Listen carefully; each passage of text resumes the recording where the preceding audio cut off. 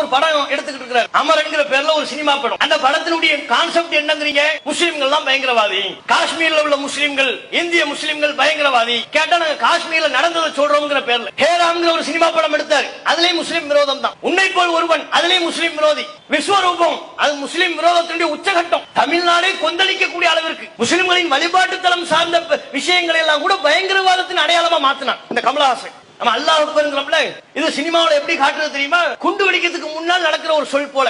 ஒரு வில்லன் இன்னொரு வில்லனுக்கு போன் பண்ணுவார், அல்லாஹ் அக்பர் குண்டு வச்சிட்டீங்களா? அவன் திருப்பி அல்லாஹ் அக்பர் குண்டு வச்சாச்சு.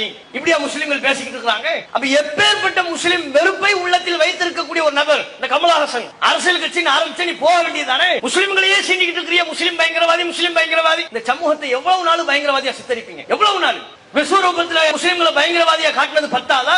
இப்போ சினிமா படம் எடுத்துக்கிட்டு இருக்காங்கன்னா இவங்களுக்கு எவ்வளவு கொழுப்பு இருக்கும் நன்றாக தெரிந்து கொள்ள வேண்டும். இந்த கமலஹாசன் என்பவர் அரசியல் கட்சி ஆரம்பித்தார், முஸ்லிம் வெறுப்பை விடவில்லை என்கிற காரணத்தினால் இவர் எந்த கூட்டணியில் இருந்தாலும் சரி, காங்கிரஸில் இருந்தாலும் திமுகவில் இருந்தாலும் முஸ்லிம் சமூகம் கமலஹாசனை புறக்கணிப்பார்கள். பயங்கரவாதியாக சித்தரிப்பதை இனிபோதும் நாங்கள் ஏற்றுக்கொள்ள மாட்டோம். மிக தெளிவா இருக்கு. எங்க இருந்தாலும் டெபாசிட் இழக்க போறது உண்மை, கன்ஃபார்ம்.